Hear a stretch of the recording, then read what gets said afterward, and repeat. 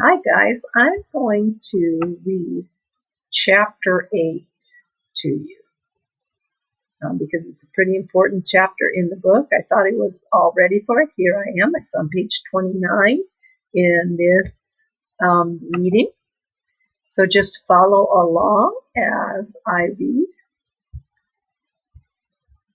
chapter 8. I didn't know what time it was and I sure didn't care. Not in the center of night and raining as hard as it was raining. The thunder was crashing too. Water was coming in my window, so I swung it shut. My window looked to the barn, and even through the rain I could see the yellow of a lantern deep inside the shed. Voices were downstairs. I could hear Mama and Aunt Carrie and another voice. A woman that I didn't know was talking. I was about to get back under the quilt, but decided not. Instead, I went to the nook at the stair top and listened. Then I recognized the voice. It was Mrs. Hillman from up the road. She was standing at the front door carrying a lantern.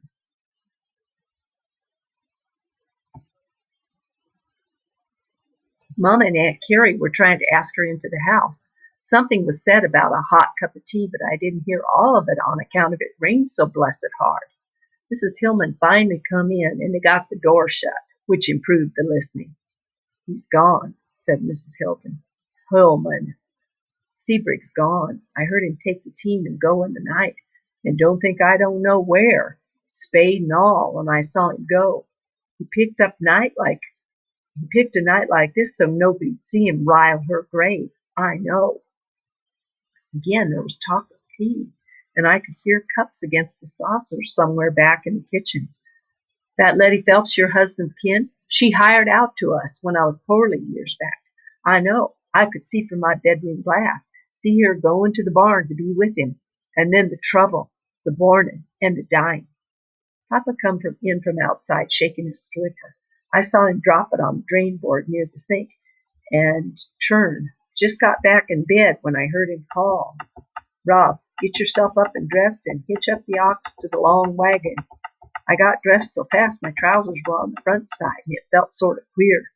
But I pulled on my boots with no socks and run downstairs and out to the shed. With all the racket, both Solomon and Daisy were wide awake, maybe even wondering like I was as to what was up and afoot. I got Solomon hitched up.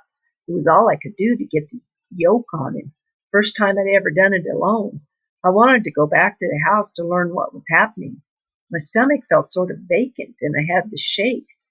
Just as I was about to make a dash for the house through the rain, I saw Papa coming with a bigger lantern and a shotgun. Before I could ask what was astir or where we were going, Papa threw me up on the wagon seat and covered me with an old buffalo robe. He sat close. Hold the lantern, boy. He poked the long wand to Solomon's rump, and the wagon lurched out into the rain and the pitch black. I kept looking back through the mist toward our house, wanting to be home in bed. The yellow window got smaller and smaller, and I was wondering where we were headed. There's talk about a new county road, Papa yelled to me in the rain, and they say it's wide enough to cut the corner of the churchyard at the meeting house. Is that where we be going, Papa? That's where. Why? We don't let Hillman desecrate what's ours that's buried there. What's desecrate? Dig up. So we were headed for a graveyard. That much I knew. What Mr. Hillman was fixing to do, to dig up or why, was beyond wondering. I was cold and wet and wanted to go to sleep. Sit close, said Papa, and mind you don't drop that lantern. Twice we had to get down and push the wagon through the mud.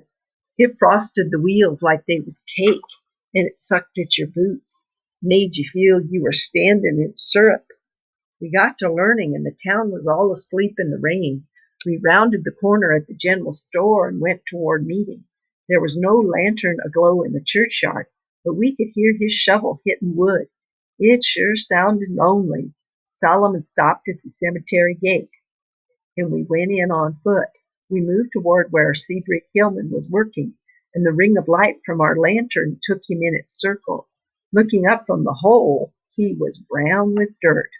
Who's there? He said. Neighbors, Sebe, said Papa. It's Haven Peck and son Robert, and we come to take you on home. Not till this work is done. and the sin and trouble is ended for all to see and all to know. She's my kin, said Papa, and I don't aim to see kin dug up in the cover of nightfall. Best you drop your shovel. I helped the heavy, wet buffalo robe around me tight as I could. Papa held the gun in the crook of his arm, muzzle down. Hillman came up out of the hole, covered with mud, but holding the shovel high. His face was wet with raining. He was looking up both barrels of Papa's gun. You got a gun? He said, and his voice was an illness. It's for varmints, Papa said, not for neighbors. I don't propose to disturb the box that Letty rests in, he said, and that's gospel. It's best, Papa said. Papa took a shovel out of our wagon, and the two men poked at the mud. They found a smaller box and lifted it up. They replaced the earth as it was before. The headstone that said Phelps, and that wasn't touched. By rights, said Papa, that child of hers could go in our orchard lot. That was when Sebring Hillman lifted the small box up and held it close to his chest. He was a big man, and he needed no help for it. He just stood there, yelling in the rain. She don't have folks. They left town after she drowned this child, then hung herself. I can't undo what's already been did, but the little girl is mine. You hear me, Haven? This child is mine, and I claim it, soul and dust. You'll wake the town, Papa said. Yes, and I hope I do just that. I never did step forward back then, but by damn, I claim it now. I own up. This little girl is mine. She's Hillman's claim. So be it, said Papa. Let's get our young'uns home and rested proper. We watched as Mr. Hillman carried the small coffin to where his wagon and team stood hid behind the meeting house. We followed close along, as he'd have liked to see. He tied the coffin firm with a rope and was about to mount the seat. He was wet through. You don't have a slicker? Papa said, almost like asking. No. Tie your team behind our wagon and ride with us, Papa said. We got a slicker and rope. I will.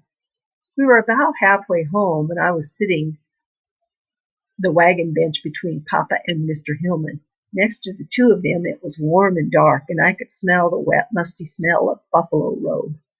Mr. Hillman held the lantern. Ahead of us, the light showed on Solomon's mighty backside as he moved into the darkness, following the road up from town and back home.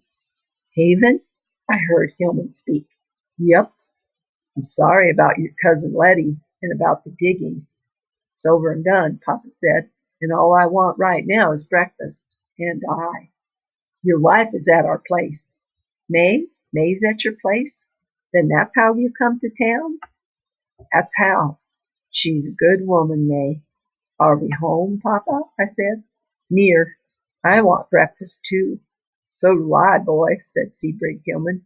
I want so much breakfast it'll bust britches and crack floors. I never felt so good in a long time. Mr. Hillman? Sure enough. Is that really your little girl in the coffin? It is, Robert, and if it's all right with you and your pa, I'm going to bury her in Hillman land with a Hillman name. I guess that's proper, I said, and sort of went off to sleep. By the time we turned into our own lane and got close to the house, the rain had stopped, and it was sunup to east. When Papa lifted me down from the wagon seat, I opened my eyes. There was a light in the kitchen, and Papa said, There's coffee on. That'll be good, said Hillman. I went to the house with Mr. Hillman while Papa put Solomon in the barn. We went to the kitchen because of the mud.